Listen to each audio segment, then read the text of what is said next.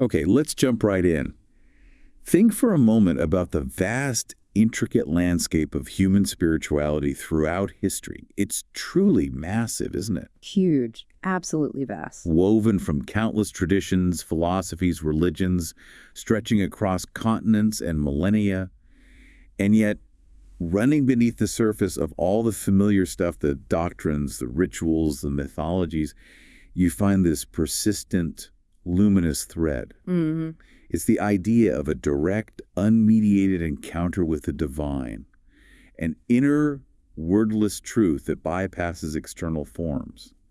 It's the path of the mystic, the sage, the one who looks inward.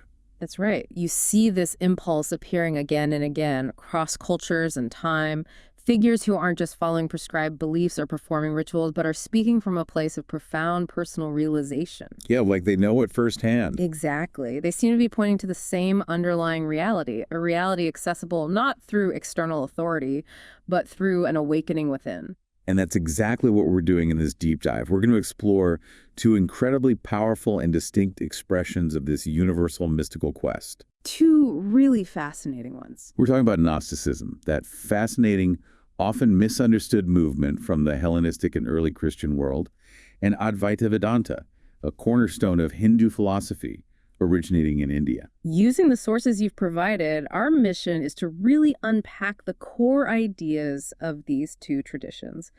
On the surface, they seem worlds apart, different languages, cultures, historical periods. Totally different contexts. But when you dive deeper, as we will today, you find some striking parallels, significant divergences, and a surprising, enduring relevance to the timeless human search for that inner light we mentioned. We're pulling out the most important nuggets of knowledge, the insights that cut through the complexity, specifically for you. And here's where it gets really interesting. The central, almost uncanny connection is this shared conviction that liberation or salvation comes through a specific kind of transformative knowledge. Not just belief, but knowing. Right. Both speak of a divine light or essence hidden within you, obscured by something else. And they both see the ultimate goal, not as a future reward or a change in external status, but as a radical shift in perception, an awakening to your true identity right here and now.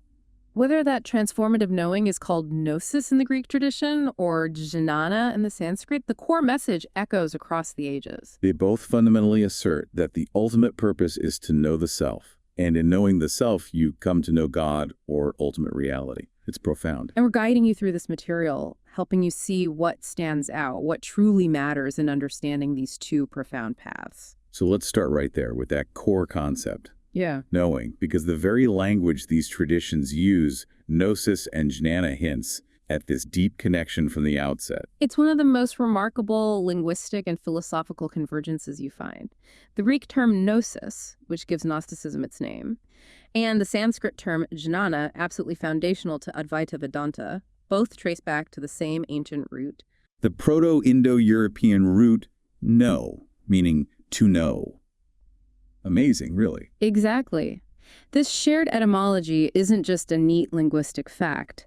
It strongly suggests they are pointing to a fundamental human experience of knowledge that was recognized at a very deep ancient level. Right. And crucially, in both traditions, this knowing isn't what we typically mean by knowledge today. It's not intellectual data accumulation, memorizing facts, or even just having scriptural information, what the Greeks might call episteme. It's something entirely different. It's not mediated. It's not just conceptual. It's deeper. Precisely. It's described as direct, intuitive, participatory knowledge. It's the kind of knowing that doesn't just inform your mind, it transforms your very being. It's knowledge by acquaintance, not just knowledge about. In Gnosticism, Gnosis is often described as an inner enlightenment, a sudden revelation. It's the moment when the divine spark within you, that fragment of the higher world, recognizes itself and remembers its true origin in the pleroma. A flash of recognition. Yeah, but it also simultaneously recognizes its current condition, its entrapment in the material world created by the Demiurge. It's a dual recognition of your divine heritage and your current state of exile. This personal inward acquaintance with the divine was considered the sufficient cause of salvation. Sufficient. That's key. It wasn't faith or sacraments or obeying laws that saved you. It was this internal flash of knowing. Full stop. Advaita Jnana functions in a very similar way. It is the direct realization, or anubhava, of the non-dual reality that Atman is Brahman. Shankaracharya, in his commentaries, emphasizes that this knowledge isn't merely academic study, it's a direct, unmediated perception of the self. Like seeing it directly. Exactly. This jhana, they say, has the power to instantaneously destroy avidya, primordial ignorance, which is the root cause of suffering and bondage, just as bringing a lamp into a dark room instantly dispels the darkness. Poof, gone.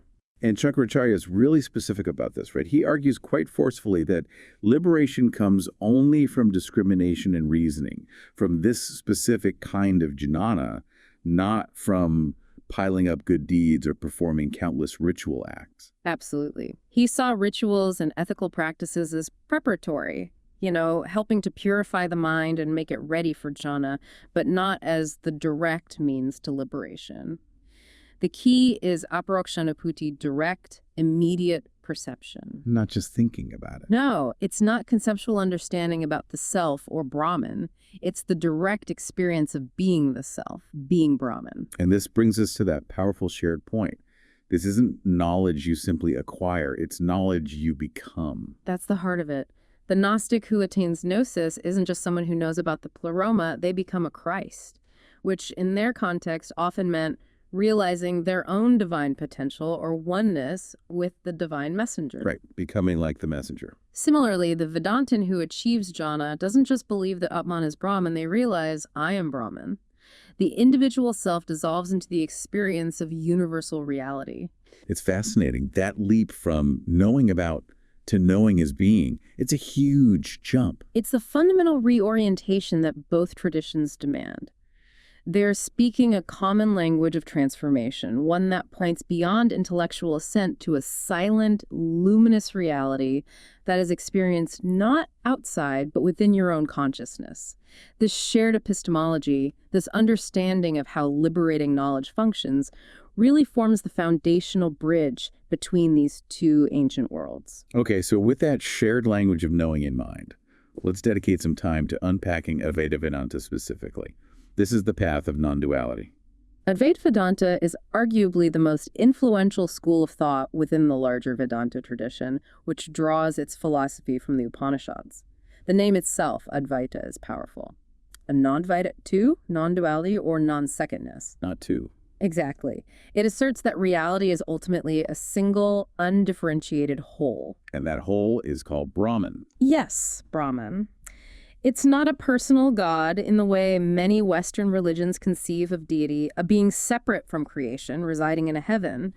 Brahman is the absolute, the formless, infinite, eternal, and unchanging substratum of all existence. The very foundation. The Upanishads describe its nature using terms like Sat Chidananda, which translates to absolute existence, absolute consciousness, and absolute bliss. So it's the ground of being itself, the ultimate reality. Exactly. It's the uncaused cause, the ultimate reality upon which everything else appears to depend, yet it remains untouched by the appearances.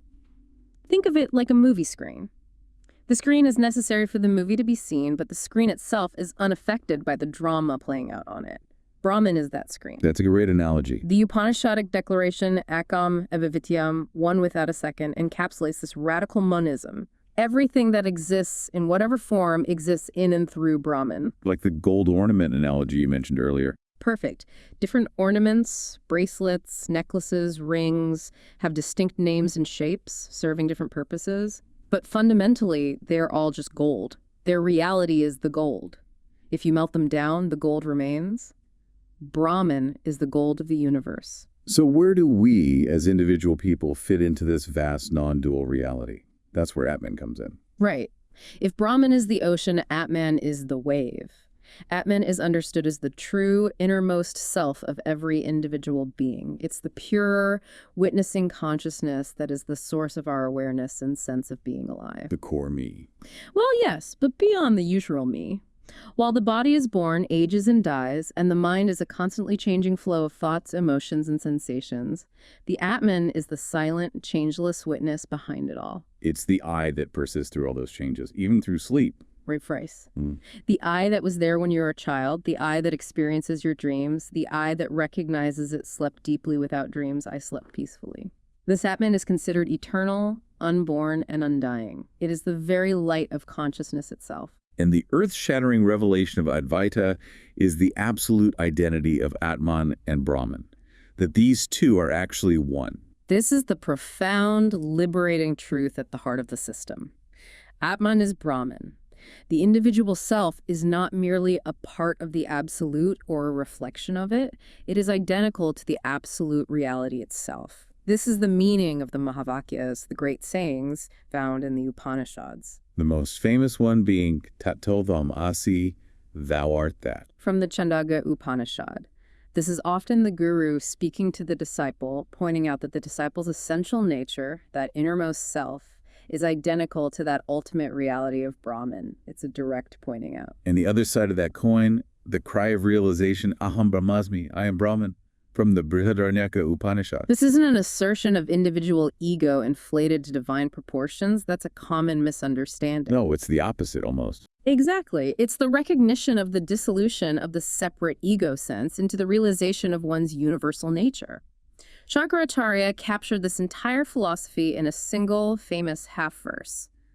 Brahma satyam jagan mithya, jivo brahmaiva napara. Brahman alone is real, the world is an appearance, and the individual self is not different from Brahman. Quite a statement. That single line contains the entire worldview. Brahman is the ultimate reality. The world is something else, but what exactly? An appearance. Right. If Brahman is one, without a second, and Atman is Brahman, why do we experience this world of multiplicity, separation, and suffering? This is the big question that Maya addresses. Yes, Maya. It's often translated as illusion, but it's more complex than that. Maya is described as the cosmic power of Brahman. It's creative energy, but also a veiling power. It's what makes the singular, non-dual Brahman appear as the many diverse things of the universe. The veil. It's the veil that conceals the true nature of reality and superimposes the phenomenal world, the Jagat world, with all its different names and forms, Nama Ufupa, onto the underlying substratum of Brahman. The sources are careful to say that saying the world is Maya or Mithya doesn't mean it's non-existent in the way a unicorn doesn't exist. It's not absolutely real, but it's not absolutely unreal either. It's tricky. Exactly. The term mithya is crucial. It means something that is neither absolutely real, sat, nor absolutely unreal, a sat. It is real for practical purposes in our everyday experience, but it is sublated or negated upon the dawn of ultimate knowledge. This is where the rope and snake analogy is so helpful. Can you walk us through that? It's the classic example used in Advaita. Imagine you're walking in the evening or in dim light, and you see something coiled on the path. In your ignorance or misperception, you mistake it for a snake. Okay, happens all the time. The snake is not truly real. There's no snake there in an ultimate sense. But your perception of it is real in that moment, and it causes real fear and reactions. Your heart races, you jump back. Then someone brings a light, or you look closer, and you see it was just a rope. The snake vanishes. It was a superimposition onto the rope, a misapprehension caused by insufficient light or knowledge. So the world we perceive, full of separate objects and beings, is like the snake. A misperception of the rope, which is Brahman. In a way, yes. The world of names and forms is a superimposition onto Brahman, the rope, caused by our primordial ignorance, avidya. When the light of Jnana dawns, the perceived world of separate forms doesn't physically disappear, but its status as an independent reality is sublated. You see only Brahman everywhere, just as you see only the rope once the light is brought. The world is now understood as an appearance of Brahman, not something separate from it. To clarify this further, Advaita describes 3 orders of reality, or sattva. This helps place the world we experience. Right. This helps make sense of the world status. The highest level is paramarthika sattva, absolute reality. This is Brahman alone, the non-dual truth that is never contradicted at any point, ultimate truth. Got it. Below that is vyavaharika sattva, empirical or transactional reality. This is the world of our everyday waking experience, the world of objects, physics, relationships, cause and effect. It's considered real and valid for all practical purposes as long as we are in the state of ignorance. The rope in the analogy belongs to this level, our everyday world. Okay, so it's pragmatically real, and the third level. Pratipasika sata, apparent or illusory reality. This is a subjective reality, like a dream or a hallucination. The snake in the rope snake analogy is at this level it was real only to that individual in that moment of misperception. So the world we interact with daily is vyavaharika. It's not an absolute ultimate reality, but it's pragmatically real from our current perspective. Maya accounts for this appearance. And Maya isn't some independent evil force. No, it's described as beginningless, anadi, and inexplicable on our Vikanya. We can't pinpoint its origin, but it's not a separate, independent entity. It's dependent on Brahman, like a magician's power of illusion. The power isn't separate from the magician. Precisely. The magician's power doesn't exist separate from the magician. It's an aspect of their being and skill. Maya is the power of Brahman to project this appearance. So the ultimate goal in Advaita is moksha, liberation from this apparent reality and the cycle of suffering, samsara. Yes, moksha. Liberation from the cycle of birth, death, and rebirth, samsara, which is fueled by our actions, karma, driven by ignorance, avidya. But here's the radical twist. Since Atman is eternally free and is Brahman, bondage itself is considered a mere delusion. It's not a real state. So moksha isn't gaining something you don't have, but realizing you already have it. Or rather, realizing what you are. Exactly. Moksha is simply the removal of the ignorance, avidya, which veiled this pre-existing reality. It's realizing that you have always been Brahman. And this realization isn't something that happens only after death. It is possible right here and now, in this life. Someone who achieves this state is called a jivanmukta, one who is liberated while living. And a jivanmukta doesn't necessarily withdraw from the world. They don't just go sit in a cave. Not necessarily. They continue to live and act in the world, but their internal experience is fundamentally transformed. They see the world as the divine play, lila, of Brahman, and their actions flow from a state of unity and compassion, free from the egoic sense of doership and attachment that binds others to karma and samsara. They see the illusion, but aren't caught by it. Exactly. They see the world of Maya, but they are not bound by its illusions. And we come back to jnana as the primary means. Knowledge is the key. Yes. While disciplines like selfless action, karma yoga, and devotion, bhakti, are crucial for purifying the mind and making it fit for the ultimate realization, Advaita is clear that they cannot directly produce liberation. Just as only light can destroy darkness, only jnana can destroy avidya. It's the direct knowledge of your identity as Brahman. And the path to cultivating this knowledge is structured through the sadhana traya. What are those steps? A three-stage process. First, shravanam. Hearing the teachings, particularly the Mahavakyas of the Upanishads, from a qualified guru who has not only intellectual knowledge but also direct experience of Brahman. You need the right source. Listening, absorbing. Then, second, manam. Deep reflection and contemplation on these teachings, using logic and reason to resolve all doubts and arrive at a firm intellectual conviction in the truth of non-duality. Really thinking it through. And finally, nididhyasana. Yeah. The deepest part. Meditation. This is the crucial stage where intellectual understanding is transformed into direct, abiding experience. It involves sustained contemplation on the truth, I am Brahman, gradually dissolving the limited sense of I, the ego or ahamkara, to the realization of infinite consciousness, living the truth. It sounds like a journey of radical self-inquiry and self-affirmation, but also, as you noted, often misunderstood as world-denying. It is a radical self-affirmation of your ultimate identity as pure consciousness, limitless and free. And the charge of world denial is a common misinterpretation. Saying the world is mithya, an appearance, is not saying it doesn't exist at all or that it's bad in itself. It's about how you relate to it. Precisely. The Vyavaharika world is acknowledged as the field of experience and action. The issue is avidya, the fundamental ignorance that causes the Atman to identify with the limited, changing body and mind. So liberation isn't leaving the world, but changing your identity within the world, realizing who you are here. Exactly. It's a shift from identifying as the limited ego self, jiva, to realizing your true identity as the limitless Atman, which is none other than Brahman, the very ground and substance of the world itself. So the world isn't the source of bondage. The misidentification with the limited self acting in the world is, Once that identity is realized, the world isn't a prison or a source of suffering.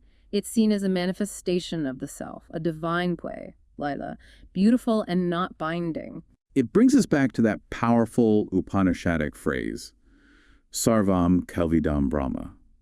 All this is, indeed, Brahman, everything. The ultimate realization transforms one's relationship with reality from one of suffering and seeking to one of freedom, bliss, and participation in the divine play. It's a complete shift. That's a profound picture of Advaita Vedanta. Now let's shift gears and step into the cosmic drama of Gnosticism. This tradition presents a very different landscape, almost jarringly different. It does. While Advaita is characterized by a kind of serene philosophical assent to non-duality, Gnosticism, originating in a different cultural context, Hellenistic Jewish Christian influences, often presents a dramatic mythological narrative of cosmic fall and struggle. It wasn't a single monolithic religion, but a diverse collection of sects flourishing in the first few centuries CE. Very diverse. And it starts with their conception of ultimate reality, the true God, which is very different from Brahman. Yes, at the very apex of their reality is the true God, often called the monad, or the unknowable Father. This being is described as utterly perfect, absolute, and fundamentally transcendent, so remote and alien that it's beyond human comprehension or description. Really unknowable. Right, distant. And this true God dwells in the pleroma. The pleroma, the fullness. Correct. It's the primordial, purely spiritual realm, the domain of the true God, populated by divine emanations called eons. These are like aspects or attributes of the divine, often depicted in male-female pairs, existing in perfect harmony within this realm, pure spirit. And unlike the serene non-duality of Advaita, Gnosticism's story involves a cosmic tragedy. Something goes wrong. Absolutely. This tragedy initiates the entire cosmic problem. In many Gnostic systems, the disturbance originates within the pleroma itself. Often, it's the youngest eon, Sophia, meaning wisdom, who experiences a kind of passion or unauthorized desire, maybe a yearning to understand the unknowable Father fully, or a desire to create something independently without her male consort. A misstep with imperfection. Right. This act, occurring outside the harmony of the pleroma, results in the birth of a flawed, imperfect, ignorant being. This malformed offspring is cast out of the pleroma. And this is the Demiurge, the infamous Demiurge. Precisely. The being known as the Demiurge, from the Greek demiurgos for artisan or craftsman. This figure is central to the Gnostic worldview. He is fundamentally ignorant of the pleroma and the true God above him. He doesn't even know he's not the top dog. Exactly. Despite his ignorance, he is arrogant and often portrayed as actively malevolent. He believes himself to be the supreme deity, declaring, "I am God, there is no other God beside me."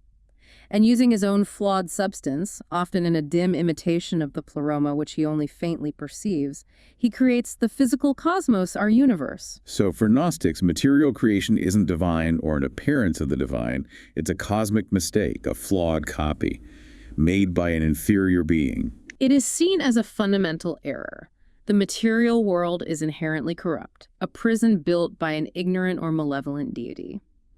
This is why the Gnostic God is so different from the traditional creator God.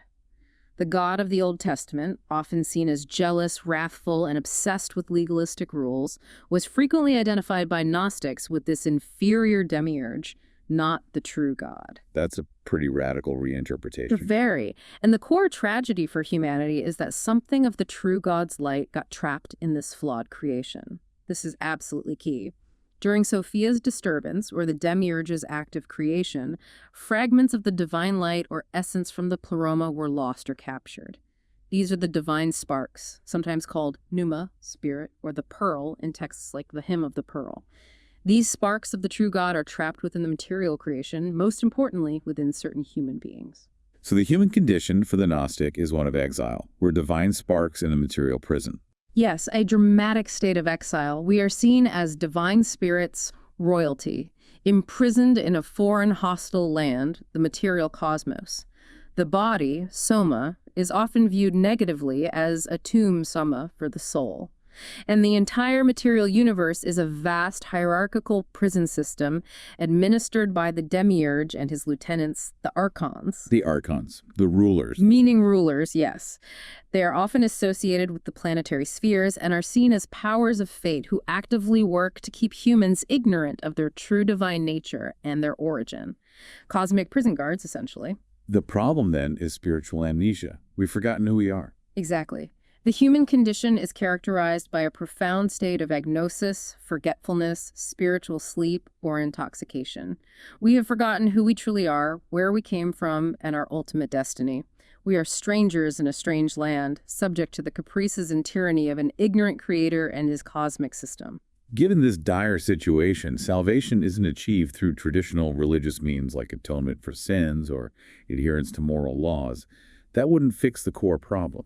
Not at all. For many Gnostics, concepts of sin and repentance in the traditional sense are less important. The fundamental problem isn't moral failing, it's illusion and lack of enlightenment. Therefore, salvation is liberation. And the key to this liberation is Gnosis. Gnosis as awakening, as remembering, like snapping out of it. Yes, Gnosis is the direct experiential knowledge that awakens the soul. It's a moment of recognition, of anamnesis, remembering your true identity and divine origin.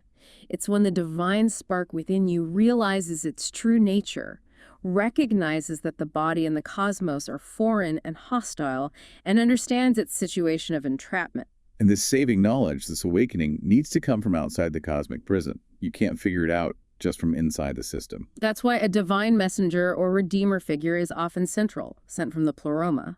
This figure, often identified with Christ or figures like Seth, descends into the material world not primarily to die for sins, but to serve as a guide, a teacher. A guide to show the way out. Precisely. They bring the saving knowledge, revealing the truth about the soul's origin, the flawed nature of the world, and the path of return to the pleroma. So receiving Gnosis is like waking up from a nightmare, realizing you're trapped, but also seeing the exit. It's a profound awakening. It's recognizing the divine light within yourself and understanding that the material world and the body are foreign and temporary.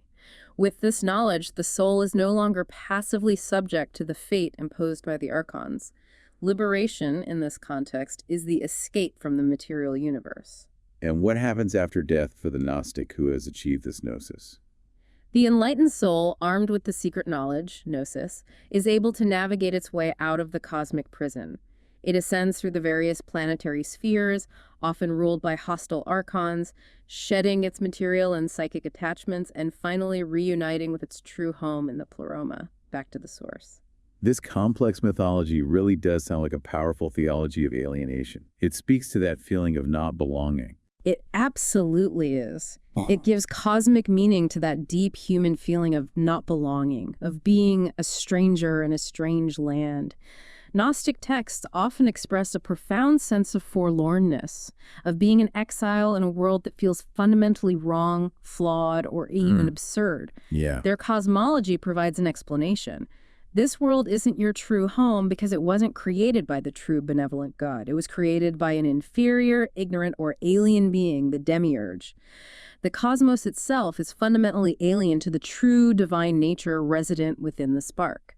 And this framing also serves as their answer to the problem of evil, doesn't it? It takes the true God off the hook. Yes, it's a radical solution. By positing a flawed, ignorant, or even malevolent creator, the Demiurge, for the material world, Gnosticism can essentially absolve the true God of responsibility for the suffering, imperfection, and injustice we see.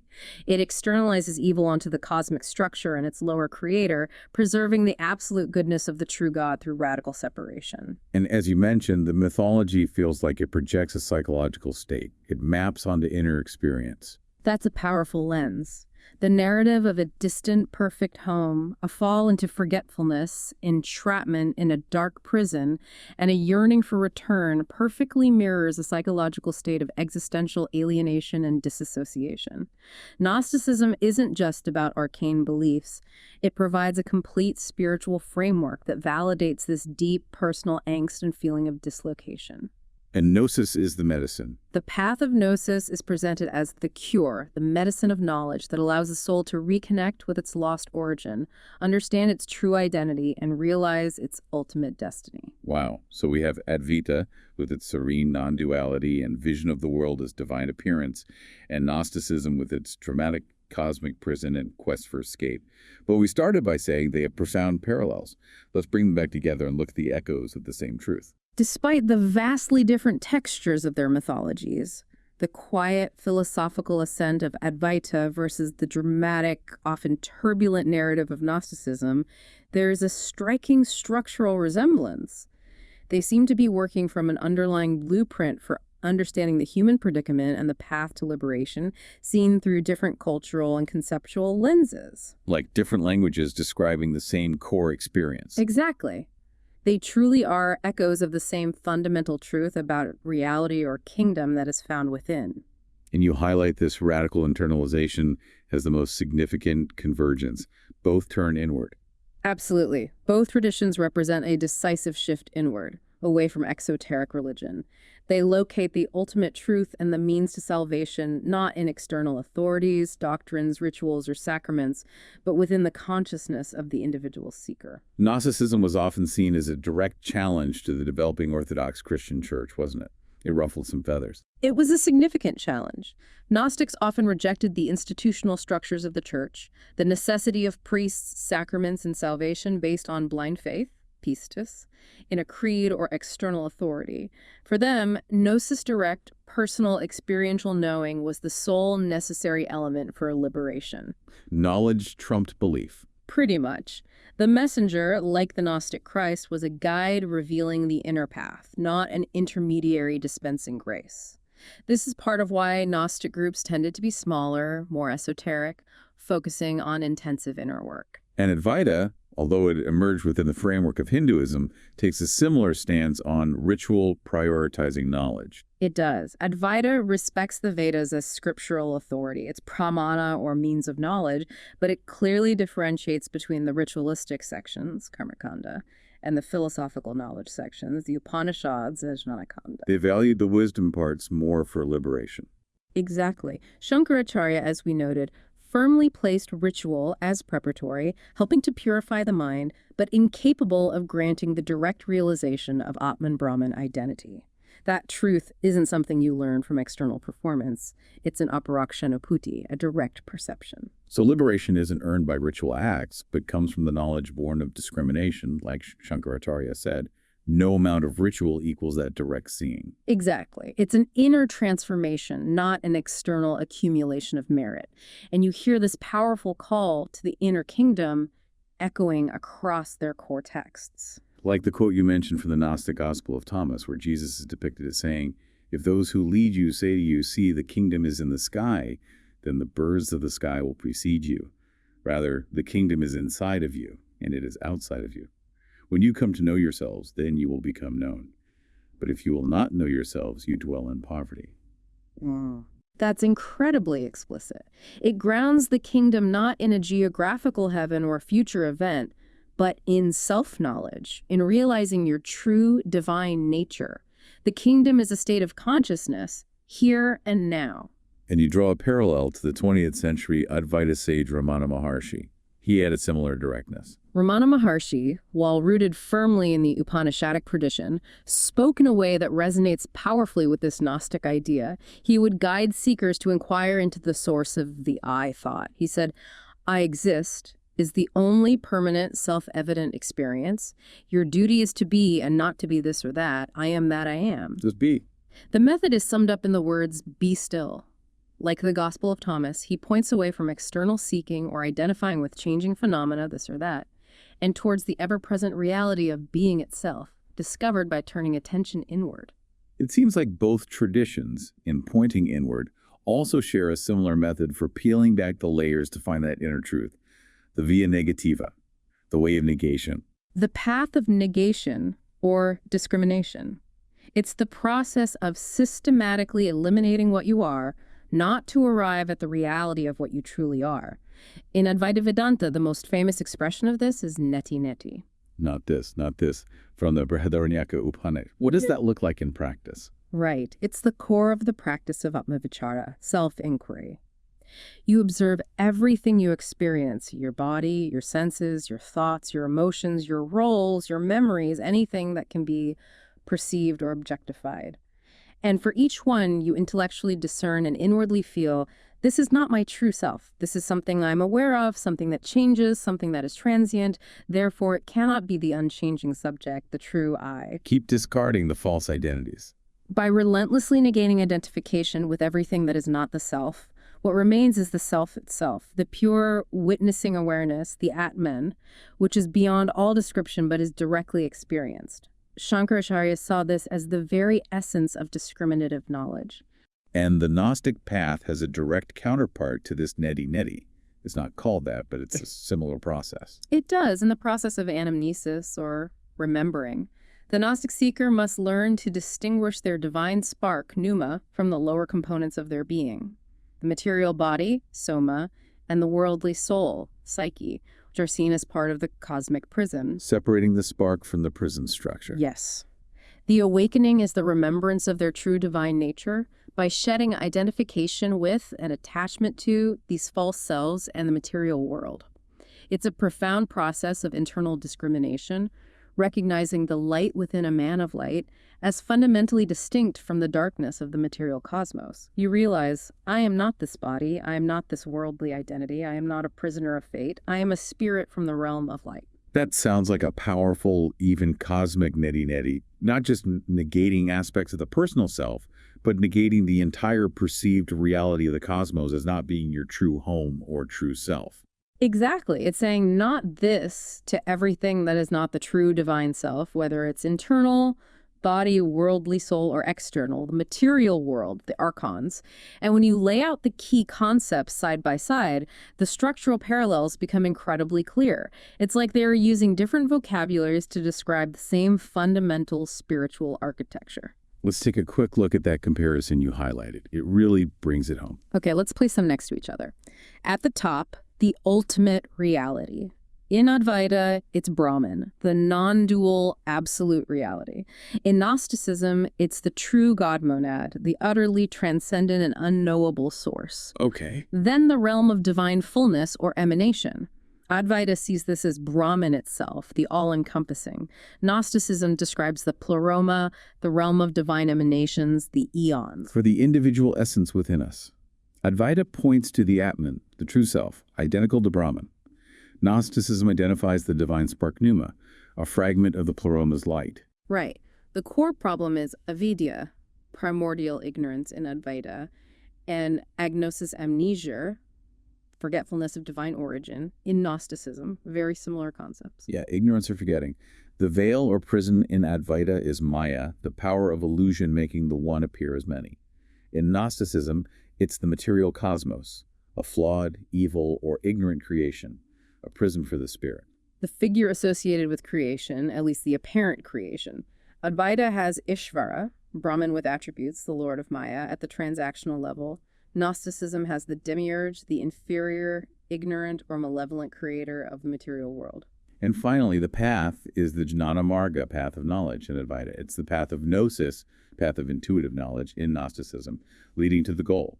Moksha, liberation, realizing Atman Brahman identity in Advaita, and liberation return, escape from the cosmos, reunification with the pleroma in Gnosticism. Seeing them like that, it's hard not to notice the deep structural homology. They map out the same core elements of a spiritual cosmology and a path of transformation, even though the narrative details are so different. They feel like distinct dialects of a single, universal language focused on inner awakening. It's compelling to see those parallels laid out. But as we noted, there are also significant divergences. Mm-hmm. Now that we've explored both traditions, let's look at the places where they differ sharply. This moves us from the shared goal to the very different ways they perceive the reality we inhabit. These differences are really stark. Yes, the path of liberation through inner knowledge is a strong bridge, but their fundamental understanding of the universe and the human place in it diverge quite sharply, especially regarding the problem of evil and the nature of material creation. This is where they really part ways. This is the crucial distinction between seeing the world as illusion versus seeing it as evil. Or flawed, at least. Exactly. In Advaita Vedanta, the world is understood as a product of Maya. Maya is seen as an impersonal, amoral cosmic power. It's the power of appearance, the force that makes the non-dual appear as dual, but it is not inherently evil. The world as mithya is an appearance that is misunderstood due to ignorance, avidya. Back to the rope and snake. Right. The rope, Brahman, is not evil. The problem is the misperception, ignorance. Suffering and what we call evil, Adma and Advaita, arise from the egoistic actions of individuals caught in this ignorance, acting from a false sense of separateness.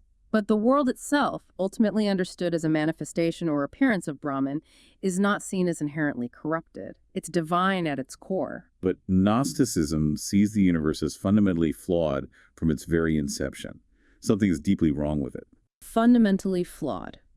The material world is the creation of the Demiurge, who is often a personal being, and crucially, is portrayed as ignorant, arrogant, or even malevolent. Because the creator is flawed, the creation itself is seen as inherently corrupt, a prison. Gnosticism presents a stark dualism between the spiritual realm, good, and the material cosmos, evil. So matter itself is suspect. Yes, matter isn't just a neutral appearance. It's often viewed as a positive force of evil, something to be despised and escaped. The problem is not just misperception, it's an ontological problem. The world is a fundamental mistake from this viewpoint. So the spiritual temperament is different. Advaita sees the world as a dream to awaken from, while Gnosticism sees it as a nightmare to escape. That sums it up pretty well. That distinction captures it well, and this difference in cosmology leads to very different ethical implications and practical approaches to life, how you live day to day. In Advaita, the goal is the Jivanmukta, someone liberated while still fully engaged in the physical world, living in the body. Yes. The realized stage, the Jivanmukta, doesn't physically abandon society or the world. They've seen through the illusion of Maya and recognize the world as Lila, the divine play of Brahman.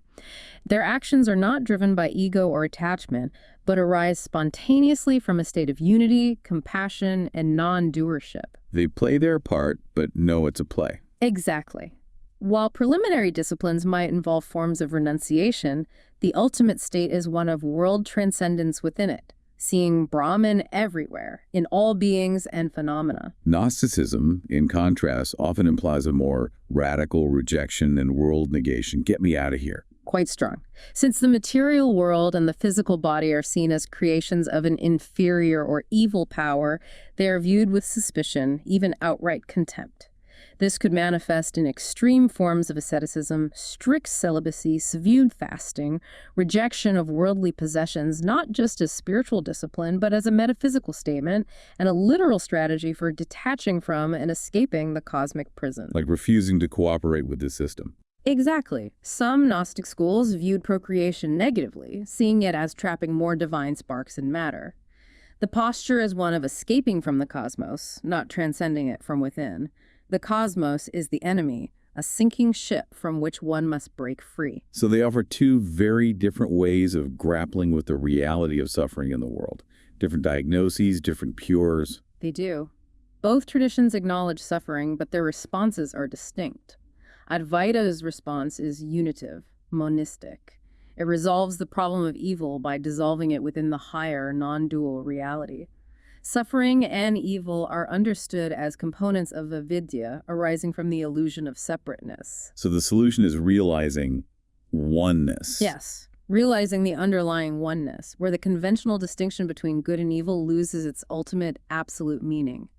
The world isn't rejected. It's ultimately reclaimed and recognized as divine, sarvam kalvidam Brahma. Gnosticism's response is more dualistic, at least regarding the created world. It keeps the separation. Exactly. It handles the problem of evil by externalizing it onto the flawed creator, the Demiurge, and the corrupt cosmos he created. This preserves the absolute purity and goodness of the true God by drawing a radical separation between the spiritual realm and the material creation. The solution is to sharpen the distinction between spirit and matter, good and evil, in the context of the cosmos, to facilitate the soul's escape. The world is rejected as inherently evil or corrupt. So you could see them as two archetypal responses to the experience of an imperfect reality. How do we deal with the flaws we see? Advaita, the path of integration and transcendence, where imperfection is ultimately seen as illusory. Gnosticism, the path of separation and escape, where imperfection is seen as real and fundamentally alien to one's true nature. They point to the same inner light, but describe the surrounding landscape in profoundly different terms. It's fascinating to see how those differences play out, despite the shared goal and methodology. Now, let's bring in a modern perspective that found these traditions particularly compelling. Carl Gustav Jung. He was really drawn to this stuff. Jung was immensely interested in Gnosticism, alchemy, and Eastern mystical traditions like Vedanta. He saw them not just as historical curiosities, but as sophisticated maps of the human psyche, speaking in symbolic language about the processes of inner transformation, psychological maps. He saw them as maps to psychological wholeness, to becoming complete. Yes, to what he called individuation, the lifelong psychological process of integrating the conscious and unconscious parts of the psyche, including the shadow, the animus animus, etc., to develop a more unified and whole personality centered around the self. And he felt modern Western society, with its emphasis on rationalism, was missing something these traditions had. We'd lost touch with something vital. He felt modern individuals were often cut off from the deeper mythopoetic, meaning-giving layers of their own unconscious minds. The decline of traditional religious symbolism left a void. He turned to these esoteric systems, including Gnosticism and Vedanta, for their rich symbolic language that could describe the dynamics of the unconscious and the soul's inherent drive towards integration and meaning. Keys to healing modern alienation. For him, yes. These ancient paths offered crucial keys to understanding and healing the alienation of the modern psyche. So he interpreted their central tenets, not just as theological or philosophical statements, but as symbols of universal psychic processes and archetypes. He saw psychology reflected in the myths.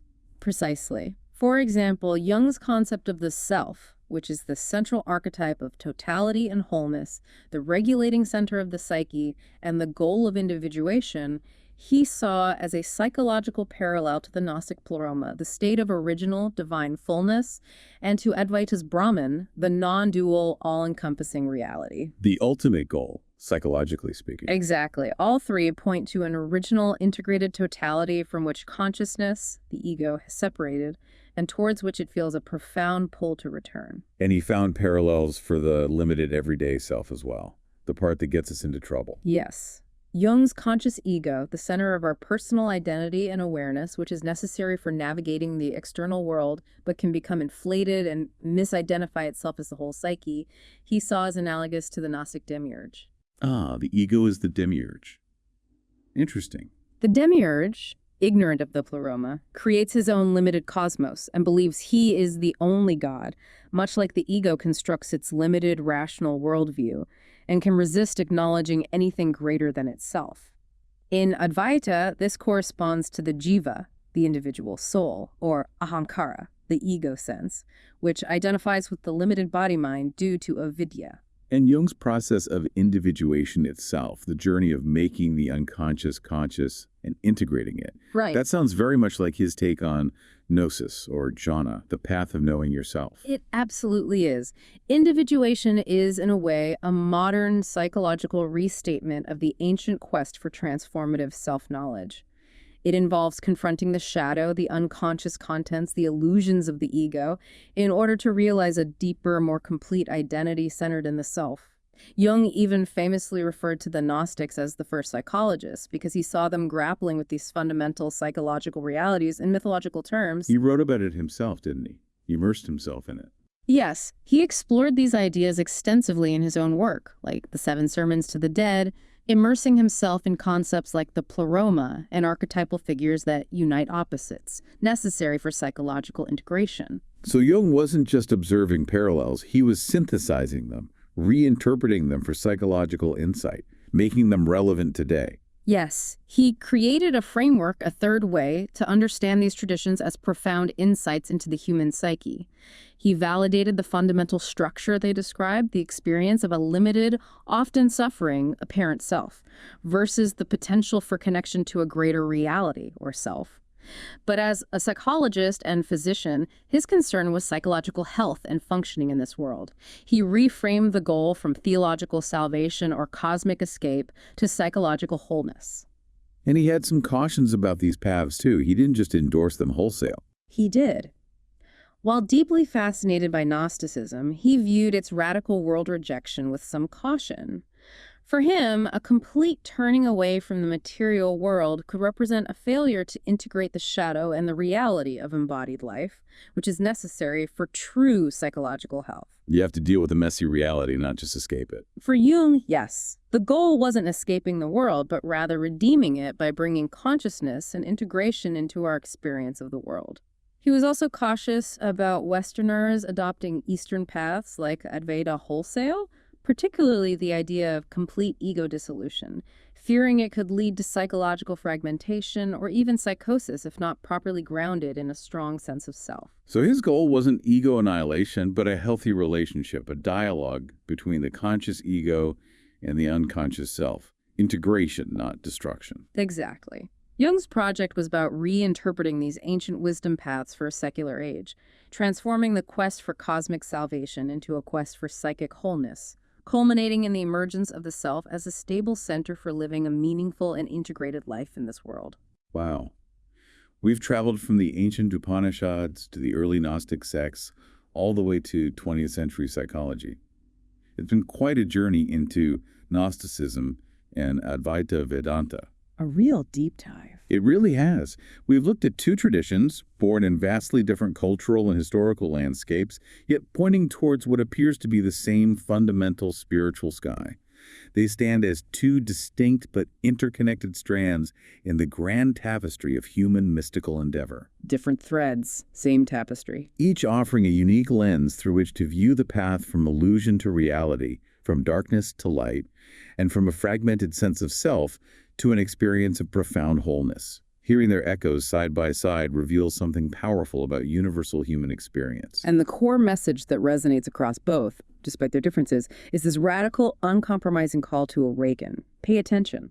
It is the most fundamental invitation offered by both traditions, the call to the inward turn.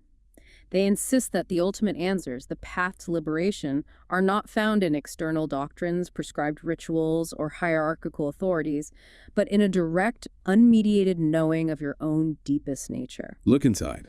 Whether that's realizing the self as one with Brahman in Advaita, liberating the divine spark in Gnosticism, or finding the Christ within, the essential directive is the same. Look within. It's a summons to shift your identity, your center of being, from the limited, transient ego bound by the illusions of the world to that eternal, unchanging consciousness that they say is your true identity.